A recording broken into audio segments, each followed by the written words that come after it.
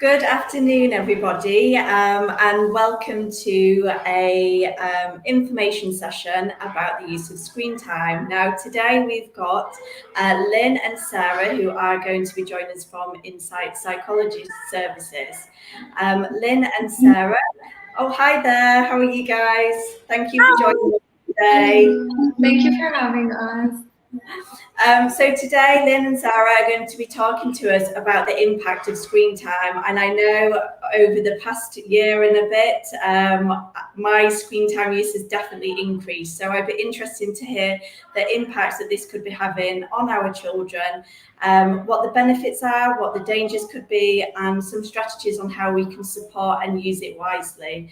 I think moving forward, we know that screens are everywhere now, so I think it would be great to get some guidance on how we can use these devices effectively. So I'm going to hand it over to you guys. So thank you very much. Absolutely. Thank you, Michelle. Right, let me just try to share my screen there, if you bear with me 1 second.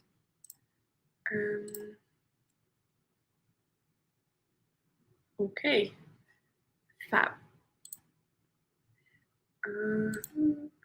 Right. Good afternoon, everyone. So I'm Lynn. I'm assistant psychologist at Insights, and today with my colleague Sarah, we'll be talking about screen use and well-being among young people.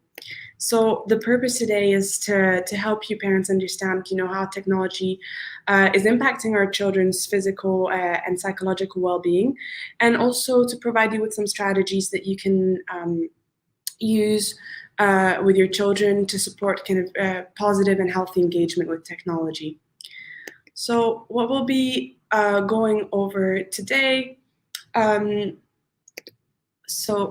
we'll be going over today is how technology is being used today, and the psychological health and psychological impacts of increased screen time, and also kind of making it a balanced argument. So looking at what are the benefits, and then is there a difference that's based on the content consumed, and also we'd like to provide you an explanation of the biology behind those processes. We'll have a section dedicated specifically to social media. I think this is a bit of a different kind of screen usage that we're seeing more and more children and teenagers using. And we'll make sure to have a good amount of time to look at strategies to promote healthy engagement with electronics. Obviously, that's I suppose kind of where we're hoping to add the most value for you as parents. I just want to caveat before we get into it that obviously this is a very kind of complex debate. There's a lot of research that's available. Not all of it's of good quality necessarily. So we're not aiming to kind of have a comprehensive presentation, but maybe more of a summary that can help you inform parents how to moderate children's interaction with technology. We're happy to provide further sources to explore kind of the more nuances of this discussion, but we'll be going over summary today. So technology use today, we're seeing an increasing amount of technology that's available to children. So, in any household, you'll have a television, laptop, tablet, there's social media, telephone. So there's more and more technology that's available. So it's very different to a time where, perhaps some 20 years ago, we would have only had one screen in the household, television. So there's more kind of technology. And, statistics, I was reading that 5 to 15-year-olds are using digital media for a period about 15 hours a day. That was a statistic from Ofcom, so looking at the usage in the UK, which is probably not too dissimilar here. And it's even impacting infants. 6 to 36 months olds are using digital media daily. So obviously this is increasing. And then, you bring in a global pandemic, which is making technology even more prevalent.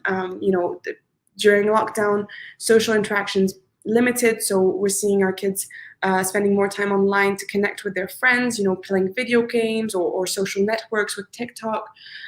Education has gone online. So again, there's more difficulty in restricting access to technology because they're using it for their education. Parents are working more and more at home, and then technology kind of becomes a good distractor for kids so that parents can focus on their work.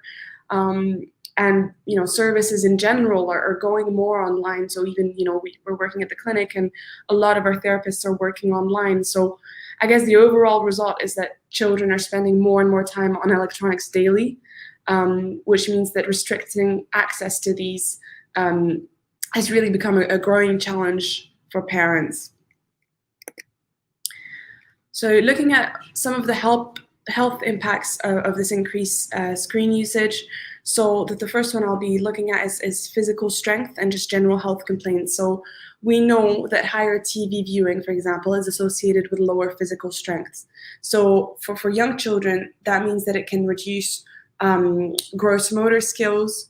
We also know that TV viewing for a period of more than 3 hours per day has been found to increase headaches, the same way that computer use and video gaming has also been found to increase headaches and also backache. And what we know as well is that increasing physical activity actually does not offset the impacts of excessive screen time.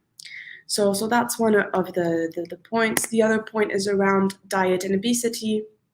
So studies have consistently shown that children who are aged 2 to 4 years, exceeding 2 hours of TV viewing a day, are more likely to be obese. So there's a linear relationship between TV watching and obesity. So for each additional hour of TV watching, there's an associated 13% incremental increase in obesity risk. And if we stop and reflect a little bit about our TV viewing habits, it actually makes sense because, whenever we're watching TV, we're sitting and snacking on sugar-sweetened drinks or candy bars, chocolate and pizza. So actually, screen time is actually associated with increased consumption of high-fat and high-sugar foods and decreased consumption of vegetables and fresh fruit. The other point is children are also vulnerable to advertising ploys. Acute exposure to advertising of unhealthy food increases the energy intake in children and results in poor diet. And this is definitely kind of where children are more vulnerable than adults, for example. Children who have TVs in their bedroom have been found to have a higher percentage of body fat than those that don't have screens at all. So that's kind of the point about having the electronics in the bedroom.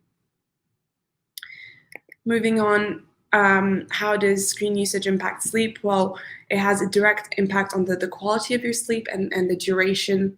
And the reason for that is because screens are emitting short wavelength, so something we also call blue light. And blue light, what it does is that it suppresses melatonin production, which is otherwise known as the sleep hormone. And we know that melatonin production has a direct impact on what we call the circadian rhythm. So that's the human body clock. So melatonin production is much more sensitive to light in children than in adults. And having at least 2 screens per room has been found to negatively impact sleep efficiency. And obviously, I'm sure as parents, you'll know the importance of sleep and how much it impacts children when they're lacking on that. It impacts their mood, it's impacting their performance, it's impacting their relationships. So much impacts from as a direct result of having lack of sleep or quality sleep. So that's another point. And the last point I'll make about the physical health is the musculoskeletal discomfort and posture. So with computer use in schools and at home, it's related to musculoskeletal soreness. So that means we're talking about postural risks.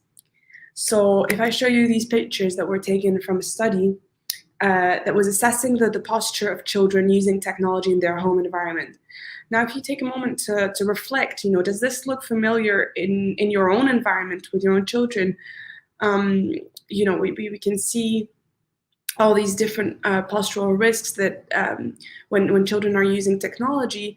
And actually, if you look at the top left of the screen, this was actually one of the strategies they were recommending to parents, is to increase awareness in children by telling them, who do you turn into? So you take pictures of your child using technology to identify postures that might be of concern, and you show it to them, and you compare them to visual images representing different postural risks. So, for example, here they're comparing the posture to the seal. Another one that maybe you're familiar with is the hunchback. So that's where we're at with health impacts. Moving on to psychological impacts, I want to talk about cognitive ability. So for children below the age of 3, TV viewing has been associated with an increased risk of language delay and lower readiness for school.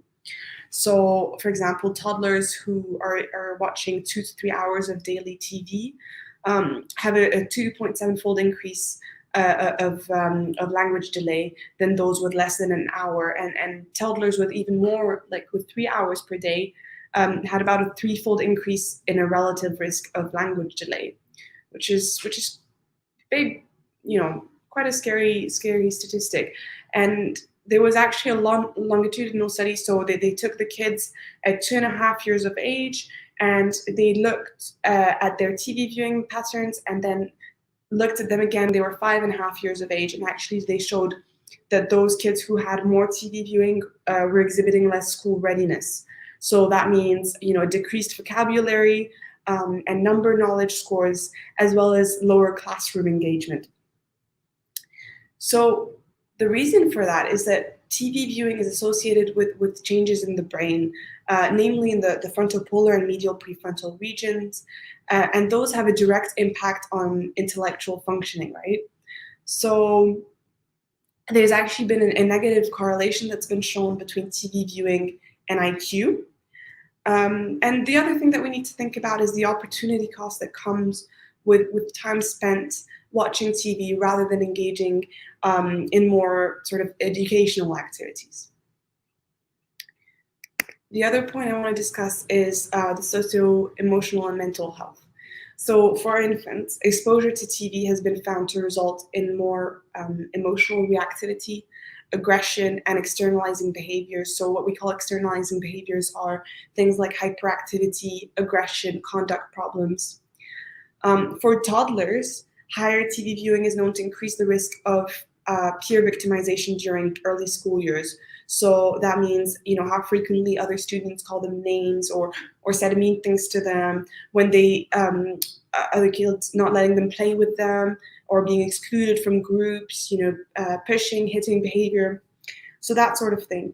And that's quite a concerning finding, and that prompts kind of the assumption that children who are experiencing victimization by classmates have a higher risk of developing mental health problems.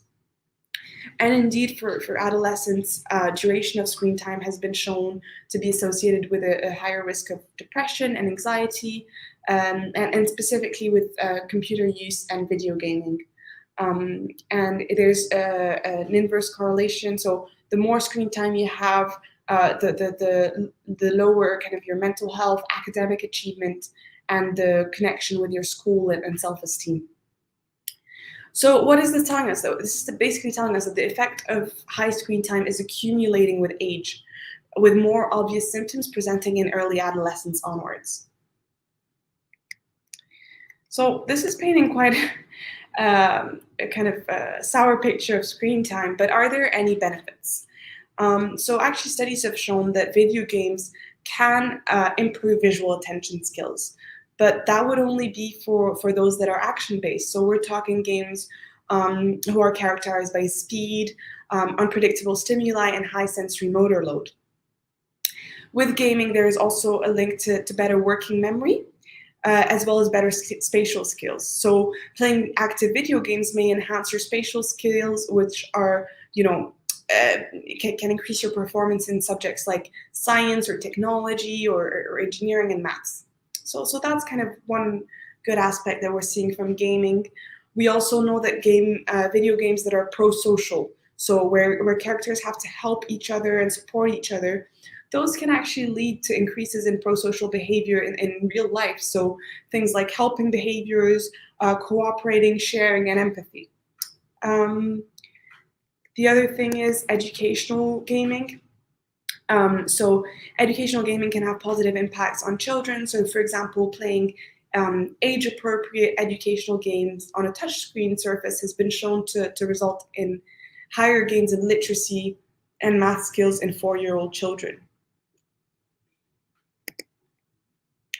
Social media also has some positive social effects. I'm not going to dwell too much on that because, like I said, we have a section on social media Sarah will be talking about later, but just briefly, for teenagers especially, it can help in making them friends, especially if those are teenagers who have difficult social skills difficulties.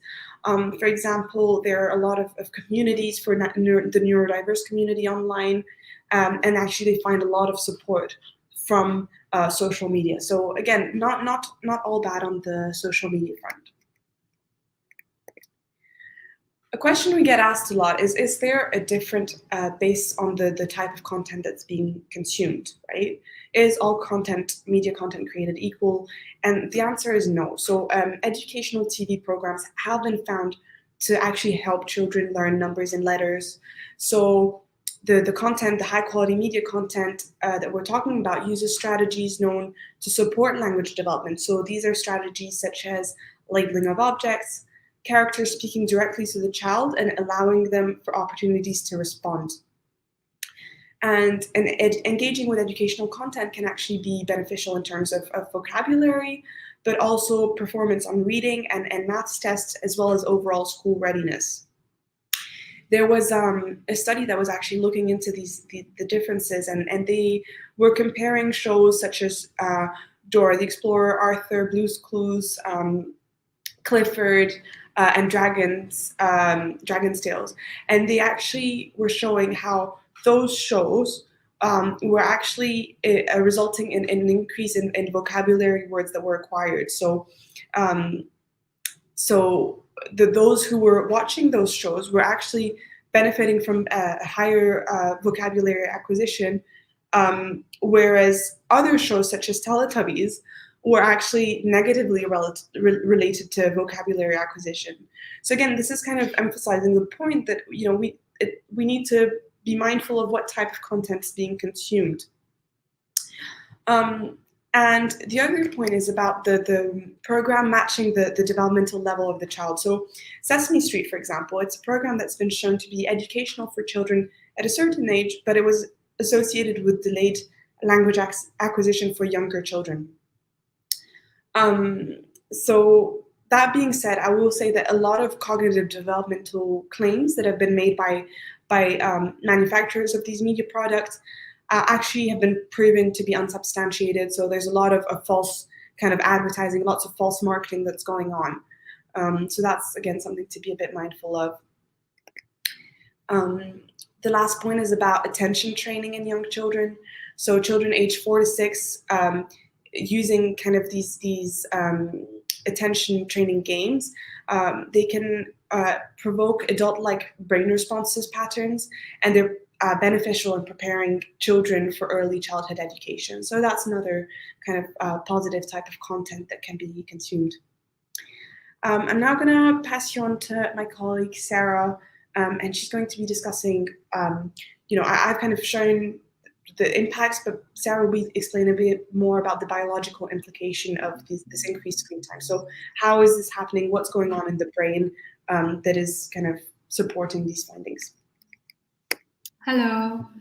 So I promise this is not a biology class, but just like a few minutes, because we thought it would be important to understand what happens to the brain, how does screen time affect your children's brain. So biologically, the adolescent brain continually changes or rewires itself as a response to daily experiences. And this adaptation, this process, continues to happen into the early or mid-20s. And we all know that screen time affects the brain somehow, but what happens actually? So as you can see on this slide, the frontal lobe The gray matter, the white matter, the striatum, and the insula are affected. And we're going to dive a bit deeper into that in the next slide. Sorry, one sec. No worries. Sorry, just technical issue over here. Take your time. Yeah, sorry about that. Okay, so brain scan research in screen addiction found that in people who have internet and gaming addictions, there are few things in the brains that are actually changing, like visibly changing and like physically changing. So I'm going to talk a bit about that. As you can see here on the screen, we have the gray matter, which is like the gray line. Yes, where Lynn is showing. This gray matter is responsible for the processing that occurs in our brains. And what happens with internet or like screen addiction, this gray matter starts to shrink, or it loses tissue volume, which is called gray matter atrophy. So that gray line that you see is the gray matter. It's actually shrinking the more children are using screen times. So as we can like guess, the processing is being affected a lot. The area affected is actually the frontal lobe, and the frontal lobe is responsible for executive functions such as planning, organizing, impulse control, and like it's basically getting stuff done. So this is where like the volume loss is happening, and there's also another place where the volume loss is also happening. It is in the striatum, which is the pink dots, yes, where Lynn is showing. This striatum is involved in reward pathways, and it is also responsible for the suppression of socially unacceptable impulses. So the more screen time we are getting, the more shrinkage and loss of volume is happening in the striatum. Damage is also happening to the insula, which is also shown. And the insula is actually responsible for our capacities to develop empathy and compassion for others. So the more the kids use the iPad or watch TV, the more these areas of their brains will change to the worst. Research has also shown and demonstrated that there is changes to the white matter. So the white matter usually looks like this, but what we are seeing with the screen addiction and screen time is a spotty white matter. So it's not clear like it is in the picture. There are spotty white matters, which means that there is a loss of communication within the brain, which is bad. Research has also shown, like the research on video games have shown that dopamine, which we all know is a happy hormone or a neurotransmitter, this dopamine is released during gaming.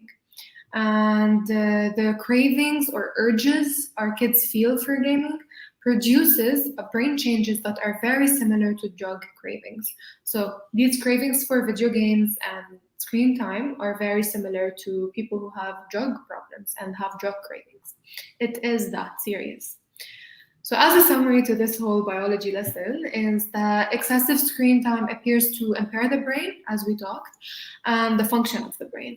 And much of the damage is occurring in the frontal lobe, which undergoes massive changes from puberty until the mid-20s. So this is a very long-term effect. It's not something that happens for 1 year and then the brain goes back to the way it was. And it is in the frontal lobe that the development happens, which largely determines the success in every area of life for our kids, from sense of well-being to academic or career success to relationship skills. All of this happens in the frontal lobe. So the worse the frontal lobe is, the worse our future is going to be. However, there are some benefits to social media. It's not all negative.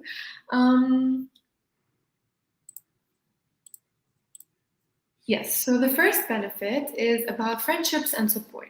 So from all the research that we've been reading, we saw a survey that says 27% of respondents said that the main reason they use social media is to follow the updates of their friends, which is understandable.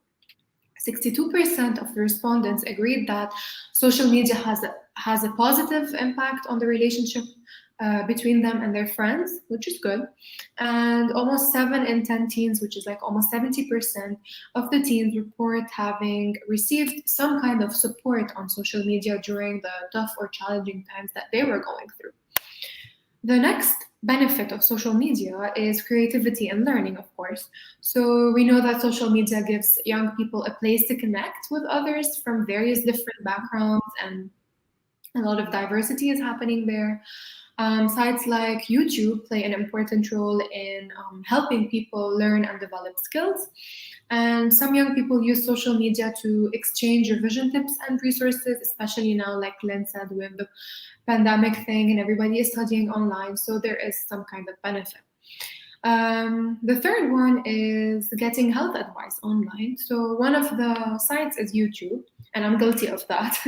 YouTube has been rated positively in terms of providing access to health information, awareness of other people's health and well-being issues, and delivering emotional support.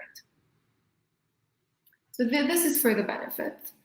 However, there are challenges among adolescents. So the challenges that we see is that people can feel under pressure to like show and present the best image of themselves by showing that they have friends and they're popular and do interesting things and look more attractive. Another big challenge is filters that we use. So filter and image manipulation techniques. Which we are seeing a lot, like here in the picture, you can see like the difference is massive, yet everybody keeps using those filters. What happens is that these manipulation techniques have led to a rise in idealized images of beauty, meaning that young people are more exposed to edited images and are more able to edit their own. They create a presentational version of themselves, if you want, that they feel is more acceptable to others, but which creates a large difference between their social media persona and who they are in real life. And this in turn makes it harder for them to maintain genuine connections with others, which also leads to social isolation, like increased social isolation. Because if I looked like that online and I look like that in real life, there's a huge difference. And if people are used to seeing me with filters and beauty filters on, what am I gonna do in real life? I don't look like that, so I'm gonna isolate myself more and more. Another challenge among adolescents is that they compare themselves to others, which leads to continuous dissatisfaction because they are exposed to others' perfect profiles daily that are not perfect, but this is what they see. So it makes it hard for them to love themselves and accept who they are. Another very important challenge is exposure to cyberbullying. Cyberbullying is any form of hateful messages, abuse, name-calling, threats, any kind of like bullying, but online, using any kind of technology from social media sites to application to gaming. So this is a huge challenge. This cyberbullying has been associated with a wide range of negative outcomes in adolescents, like reduced accomplishments, higher absence rates at school or university, increased tobacco, alcohol, and drug use, mental health issues, which is our main concern, reduced self-esteem, as we said, suicidal ideation, and poor physical health. What can we do? What is our presentation about? So the first thing that we can do is avoid putting a television or screen in our child's bedroom. So we could opt for more common areas, such like the TV room, where this use of screens can be monitored, where the parents can actually see what their child is looking at. That's one.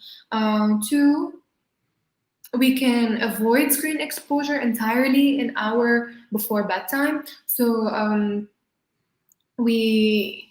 let's say our child sleeps at 8 p.m., starting 6:30, 7:30 maximum, we stop using screen times.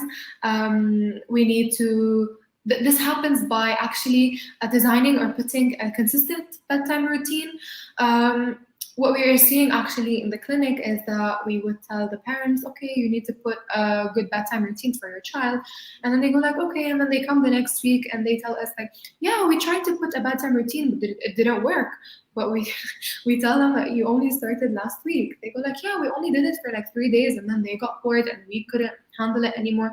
So it's very important to be consistent. It's going to be tough at first, but it's going to save our child later. The third strategy to promote healthy engagement with electronics is designing a media-free zones, just like we said before, like in the living room, TV is okay when the parents are around, but in the bedroom, it's not allowed specific times. So for example, what we see also in the clinic is that a lot of children would go online in the morning when they're eating breakfast before school. And I think this affects how their day starts, because we're exposing them to screens, we're exposing them to like the unreal world right before they start their day and during breakfast time, which is also very harmful. So I guess maybe after school, after they finish their homework and before their bedtime routine starts is like the best time for kids to use social, screen electronics. The fourth one is setting a consistent limitation on screen time. So we have to agree with the child on a reasonable time limit to the exposure of screens that they are being exposed to. So there is no set time that we can actually tell you, like 2 hours a day or half an hour a day. It all depends on the child and the child's needs and the child's daily routine. So this is something that the parents and the child come to agreement with. The next strategy is modeling a healthy environment with technology. So we have to be aware of the example that we are setting for our children in terms of how we engage with technology. So if we are constantly on our phones, on Instagram, or even work on our phones or on iPads, our kids just register that as, oh, mommy or daddy are getting screen time, I should get screen time too. So it's good to be aware of that and actually putting time limits for ourselves too. Next strategy is about watching TV with our younger kids to help them understand the content that is happening. Engage with them by asking them questions. Oh, what did the character do? What did Dora say? What is happening now? Oh, she feels sad. Do you sometimes feel like that?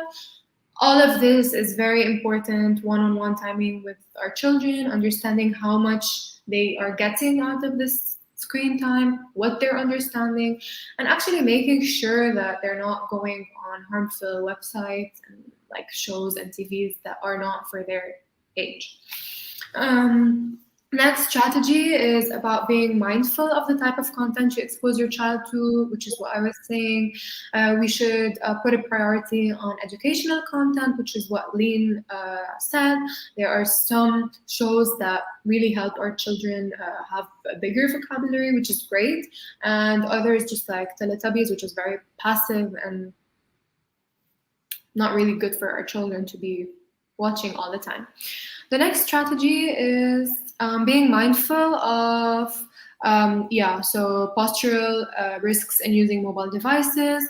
To do that is we encourage them to take breaks, go do sports, and enroll them in football and basketball and dance classes and gymnastics, all of that to just like remove their minds from the screens and fix their postures. So just like one small example, in the clinic we are seeing a lot of cases of tics. So we have a lot of children who like do this all the time or with their eyes. So, and they come to us for help and like, please help my child stop doing those. So this is all because of iPad use, because they're like using their iPads all the time like that. And by doing that, it's actually as if they are putting 8 kilos on their necks. There are some research around that you could read. So imagine doing that, but for like the whole time. So this has been creating tics in their necks and their eyes. And so we don't want to get to that. So next. Next is a very interesting study that we came across. It was done to examine the relationships between three things: parent-children relationships, self-concept, and internet addiction among adolescents. And as expected, what the study found is that the parent-children relationship and the adolescent's self-concept were negatively correlated with the adolescent's internet addiction, which means that the better the relationship is between the parents and their child, and the more the positive self-concept the child has, the less internet addiction was seen. And the opposite is true. The worse the relationship between child and parent, and the worse the self-image is, the more internet addiction was seen. So adolescents who perceive a good relationship with their parents are less likely to get addicted to the internet, and the opposite is true. The study also found a very amazing concept, which is adolescents who receive more support from their parents tend to participate less in negative and antisocial behaviors, whereas adolescents whose parents don't provide sufficient attention and support are more likely to be psychologically unstable and tend to overuse the internet as a way to escape their home situation. Therefore, adolescents might turn to the virtual world to seek support from the internet or people on the internet when they cannot get support from their parents or support from home. So the study also found something that the better and the healthier the relationship was between the parents and their children, the more and the better the self-concept of the child is. So the more positive the child perceives herself or himself. And the opposite is true. So to conclude, what does this all tell us? It tells us that the internet and screen addiction is so bad to a point that it actually changes the brain structure and it affects the future life and success of the child. And the parents, fortunately, play a huge role in their children's lives, and can affect how much time he or she spends online and on the screen. The more the parents provide a safe and peaceful environment, the less time will be spent online. And the more the parents spend real and uninterrupted time with their kids, the less likely for addictions to occur. And this is true in all aspects of the child's life. And it could also do it could also do good for the parents. So that's it. Thank you, Sarah. Yeah, that's kind of it from our side. If you would like to connect, we put our social media handles up there. We have 20 minutes for any questions. If you have any questions, please pop them into the comment box below, I believe. Yeah, that's right. Yeah, there is. Hi, thank you so much, guys. That was really informative. So there is the comment box at the bottom. If anybody does have any questions while we've got Lynn and Sarah here to ask, I know from my side, it's just, even though the biology lesson obviously was very intense, it was really interesting to see the impact that has on the brain development. And I think, moving forward, some key things for me to take away and just look at as a family how we manage screen time. I think certainly for me is just like looking at and showing I'm not always checking my phone for the work email, making sure that's away so that there is that positive relationship there. I know that sometimes it's just so easy to think, I can just quickly do this, but I guess it's those small changes that will have that big impact on children. So we can just hang fire for a second, just see if there's any questions that are coming through there. Yeah, absolutely.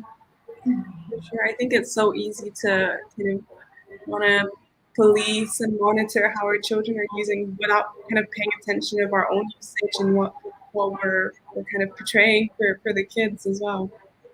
Yeah, definitely. It's not something that's easy to do. It's not like an overnight achievement. It's a process. It's a long process, but it's a worth it one. We'll look back like 2 years later and we'll thank ourselves that we actually did that. Yeah, definitely. It doesn't look like there are any questions coming through at this point. Yes, we just want to say a huge thank you for joining us. Like I said before, we will reshare this again so that other people can join and watch in. I just want to say a huge thank you again on behalf of Victory Heights Primary School for sharing that knowledge. And it's certainly a message that we will be supporting and advocating from our side. Thank you so much, guys. Thank you for Michelle, I think we've just had a question pop in as you're closing up. Okay. Oh, there we go. How can we control the competition? We have just had a question. Okay. So I'm not sure I'm understanding the competition. I think it has to do with the online competition when you see other people online. Oh, right. You're not good enough. So how to change that or how to fix that? I think the number one thing is what we mentioned in the presentation is that working on ourselves as parents to provide a positive image for our children, always making sure that they feel that they are enough, that they are good, that they are doing well, always encouraging them. I always tell parents to tell their kids, good job, amazing job, even when they're doing something very minor. But I always say this, so the way the parents speak to their children becomes the child's inner voice later on. So just always encouraging them, always showing them that they are good enough, never comparing them. Oh, look how your cousin did that, you didn't do that. Look at how your brother, he's younger than you and he can clean his plate alone and you can't. Also, always making them feel that they are a whole person, they are enough, showing them how to see the good in others and ignore the bad in others and wanting to become better on our own. I think this is a good first step. It takes time, but Lynn, do you have anything? Yeah, absolutely. The parent-child relationship is crucial. And I think the other thing that I would add to that is, for me, it's also about increasing the awareness of our children in terms of making them understand the discrepancy between what they're seeing online is not necessarily a reflection of real life. And so in terms of how to do that practically, I think there is increasingly more and more kind of celebrities coming out and saying, I have this amazing life that I'm portraying on screen, but that is not. It's more within their friend circle as to what they watch, games played. They want to know why they don't get the same, right? Okay, so comparison with other children's and why are they, why are my friends allowed to spend 5 hours and you're limiting my screen use? And I guess it's really important to make them aware that those kind of measures that you're enforcing in the house, it's about their own well-being. And so for them to know kind of what are the consequences of screen time, that's kind of an education piece from the parents to like explain, this is why it's bad, and I am like these measures are there to protect you, I guess. And also being very honest with our children, like I am putting this rule for you because of 1, 2, 3. These are the reasons, and give them the actual real reasons. So what we tend to do with children is that we think, okay, I won't tell them why. I'll just tell them it's bad for them if they spend 5 hours on the screen. But actually explaining to them why we are setting those rules and why other people can have this and we can't, it will make a lot of sense in their head and they will be able to say, oh, mommy is being truthful with me and she doesn't want me to spend that much time online because she cares about me. So it's always to show them that we are doing this for them and for their own benefit and actually showing them why it's not the other way. Why is it that we don't accept, for example, a long screen time? Show them the like the negativity that comes with it. Show them how harmful it is. Our kids can understand that, but we need to tell them the truth and show them that we are doing this for their own benefit. Thank you so much, Sarah. I hope that answers your question there. I don't know if we've got any more questions that are coming in. I don't think so. I think it's coming up. Yes, definitely, Audrey. I think it would be good to have that discussion. And I think as well, a bit like how we do within the school environment with the classroom, it's almost, getting those, we have them as classroom rules, and what this is within our house, you can do the same. So these are our home rules, these are our expectations within the house, and this is why, but definitely sharing the reasons in terms of the impact, depending obviously on age, but the impact that it can have on the brain development as well, the physical side, and thinking of alternatives that you could do as a family, I think is a good way to approach that. But it is always very tricky, because I know with everything, children will always compare to what other people have and don't have. Absolutely. And that's the thing with children, like they're so energetic, they always need to have something to do. So I think in addition to kind of all those like limiting screen time, limiting usage, etc., you also kind of need to come up with creative ways of what they can do, because if you're restricting that, you can expect that they need something else to do. So that's kind of where we were saying about the consistent bedtime routine. So whether that's, for example, doing, I don't know, puzzles as a family, or board games, or whether it's meditating, doing yoga, like you're going to have to kind of be creative to an extent on what else is going to fill that screen time. So yeah, definitely. Thank you. So I think that's the end of the questions. I don't know if there was anything else that you guys wanted to add. No, I think that's it. Thank you so much, Audrey, for your questions. Right. Well, once again, thank you so much. It has been really informative and insightful. So thank you so much for sharing your expertise on this area, and we look forward to hearing from you again soon. Fantastic. Thank you so much. Thank you for having us. Bye. Bye.